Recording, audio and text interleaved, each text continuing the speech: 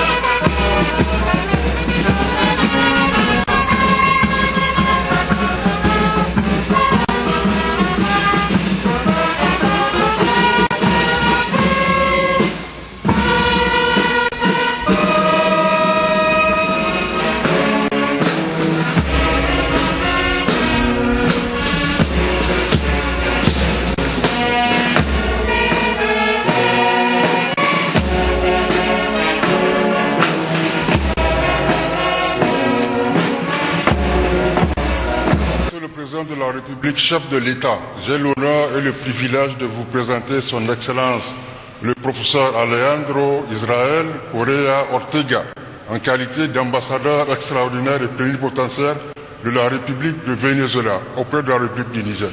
Excellence, j'ai l'honneur de remettre à votre Excellence les lettres pour lesquelles le président M. Maduro Moros, président de la République bolivarienne de Venezuela, m'accrédite auprès de votre Excellence en qualité d'ambassadeur extraordinaire en plénipotentiaire et même je présente à votre Excellence les lettres de rappel de mon prédécesseur.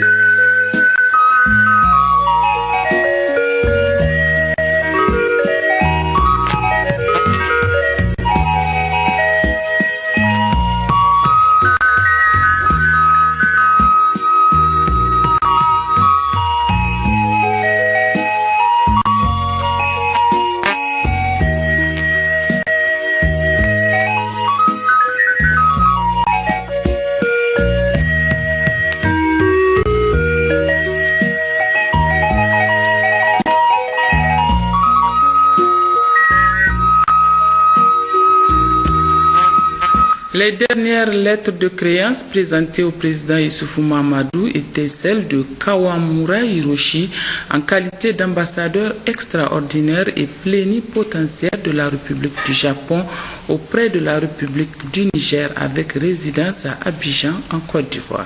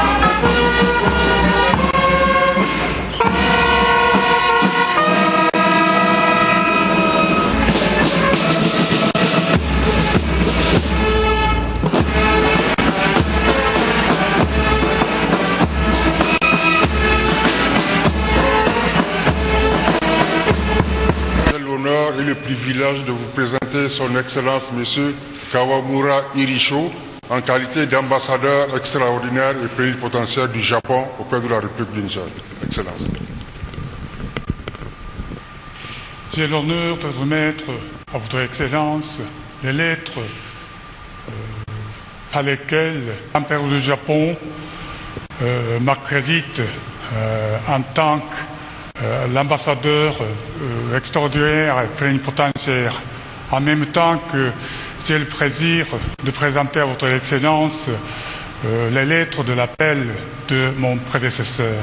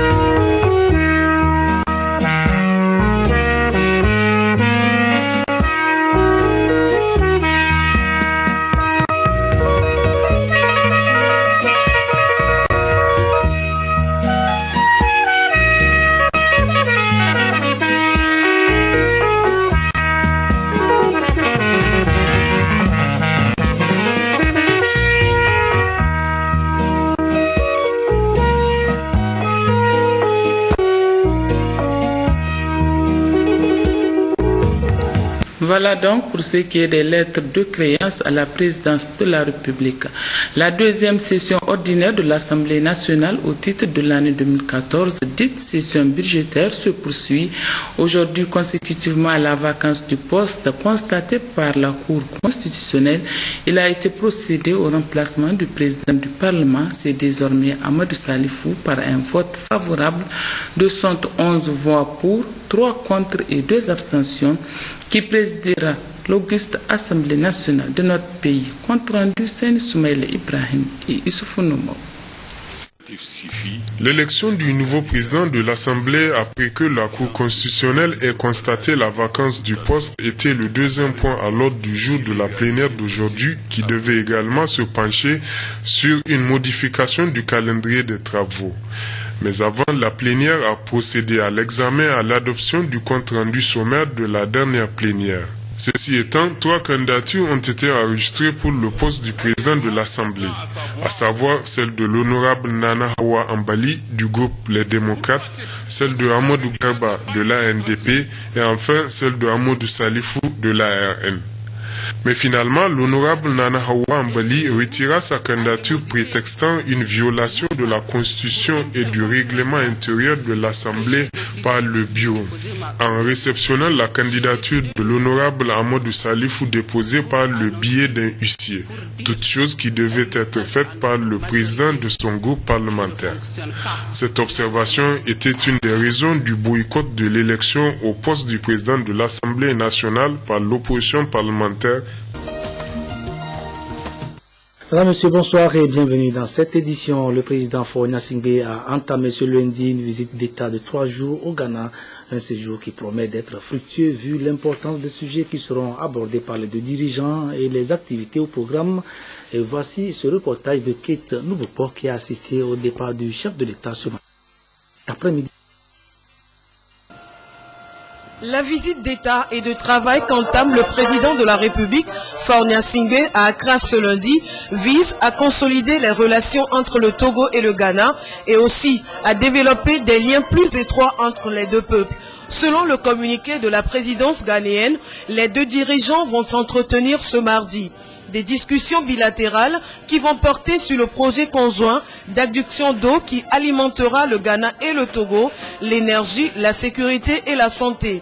La visite d'État de 72 heures du président de la République sera également marquée par l'inauguration du centre commercial West Hills Mall. La délégation va visiter également le mémorial Kwame Nkrumah et le parc Asomdi à Accra où a été inhumé l'ex-président John Atta Mills. Après Accra, les deux chefs d'État sont attendus à Aflao, la ville frontalière entre les deux pays, en vue d'inaugurer un projet de chemin de fer. Des projets de développement communs qui viennent consolider les liens culturels séculaires et les valeurs traditionnelles que partagent les deux pays frères. À la primature, c'est le fonctionnement de l'ITIE, Initiative pour la transparence des industries extractives, qui a encore été à l'ordre du jour d'un débat entre le Premier ministre et les membres du comité de pilotage de cet organisme. Une rencontre voulue par le chef du gouvernement pour harmoniser les idées afin que le processus pour la transparence dans la gouvernance extractive soit crédible et de meilleure qualité. Le coordonnateur de l'ITIE Togo, Didier Kokou Agbemadon, nous résume les travaux au micro de Christine Petcheki à Loudé. La réunion de ce matin a été convoquée par le Premier ministre au fait pour harmoniser les points de vue de tous les organes, surtout des membres, et aussi définir le rôle que chacun doit jouer dans ce partenariat. Et la réunion a été prévue pour régler surtout le recrutement, le problème de recrutement du conciliateur et pour examiner le rapport d'activité de l'année 2013. Mais vu l'importance des problèmes qui minent le fonctionnement des organes, le Premier ministre nous a rappelé à être au-dessus de nos responsabilités pour que l'engagement pris par le gouvernement donne la confiance à la population. Je veux parler de l'engagement pour la transparence dans la gouvernance du secteur extractif. Et nous avons mis surtout l'accent sur ces points-là. Au lieu d'aller sur la forme ou sur les choses des individus, vaut mieux plutôt nous responsabiliser, nous montrer à la hauteur des tâches que le gouvernement nous a confiées pour que le processus soit un processus de qualité, crédible, et aussi pour prouver la confiance de la population au monde international. La Banque centrale des États de l'Afrique de l'Ouest, BCAO, se prépare à mettre en place un système de credit reporting privé régional de calibre mondial pour les 8 États membres de l'UEMOA. Le dispositif, qui sera géré par des bureaux d'information sur le crédit BIC, a été présenté ce matin aux acteurs du monde économique et de la finance afin de les amener à s'y impliquer. La mise en place de ces bureaux d'information permettra de bien jauger la solvabilité de potentiels clients. Précision, Mathias Touglo, Carmen Madji à Capo. La Banque centrale des États de l'Afrique de l'Ouest, BCAO, veut restructurer le marché du crédit dans l'espace UMOA. Des bureaux d'information sur le crédit BIC seront bientôt créés pour redynamiser les économies nationales pour une flexibilité des crédits au profit des emprunteurs. Les différents acteurs économiques du Togo ont donc été informés sur les réels contours de ce nouveau produit qui est un dispositif fiable de partage d'informations sur l'historique financier des agents économiques. Mieux on connaîtra le profil des agents économiques, plus les institutions de financement pourront accroître les crédits et aussi à des taux beaucoup plus faibles. Parce que ce qui est important, c'est que pour les emprunteurs, quand on parle de crédit, pour les banques, les SFD, tout ce qui finance, on ne raisonne pas en termes de crédit, non, on raisonne en termes de risque. Selon qu'on connaît le profil de l'emprunteur, peut être faible, peut être élevé ou très élevé. La mise en œuvre de ce projet a permis, dans des pays hors de la zone UMOA, d'avoir des résultats très satisfaisants en matière d'amélioration de l'accès au crédit. Les bureaux d'information sur le crédit BIC vont donc démarrer l'année prochaine dans l'espace communautaire avec pour impératif de doter les 8 pays de l'Union monétaire ouest-africaine d'infrastructures modernes en ligne avec les standards internationaux. Parlons culture avec son apport dans le développement des pays. Plusieurs études ont révélé que le secteur culturel peut être un véritable moteur de croissance pour peu qu'on lui accorde l'importance nécessaire. Les États qui en sont conscients ont mis en place des mécanismes de soutien à ce secteur, mais malheureusement, le bilan reste insatisfaisant faute de ressources nécessaires à la création d'un environnement favorable à l'expression culturelle et à la protection des œuvres et de leurs auteurs. Pour y remédier, la commission de l'UEMOA a élaboré et adopté une politique commune et un programme de développement culturel au sein de ces pays membres. Ces documents font l'objet d'une rencontre à Lomé. L'objectif est d'amener les acteurs concernés à se les approprier. Reportage Gérard Lagoudou, Charlotte Onsime. Du monde culturel s'approprie le contenu de la politique commune et le programme de développement culturel de l'UEMOA, adoptés respectivement les 24 octobre 2013 et 25 septembre 2014. Ces deux documents visent à redorer l'image culturelle dans les 8 États de l'espace. L'intégration des peuples passe par le ferment culturel. On ne peut pas unir des peuples de 8 États sans recourir à leurs référents culturels. Donc ceci est essentiel dans la construction, disons, de l'union, de l'intégration régionale. La synergie des efforts des États membres de l'UEMOA va impulser un nouveau dynamisme à la promotion de ce secteur fédérateur. En se mettant ensemble pour avoir une politique culturelle commune, nos États ont compris d'une part l'importance de la culture comme socle de développement. D'autre part, ils prouvent que la coopération culturelle interafricaine n'est pas un vain mot et qu'au contraire, elle est porteuse de prospérité et d'efficacité. Je me réjouis donc que l'UEMOA ait élargi son champ d'action pour s'investir davantage dans le domaine culturel. L'UEMOA fait désormais de la culture un des piliers de l'intégration régionale, un des piliers du développement et par la création d'un véritable marché de la culture au sein de notre espace commun.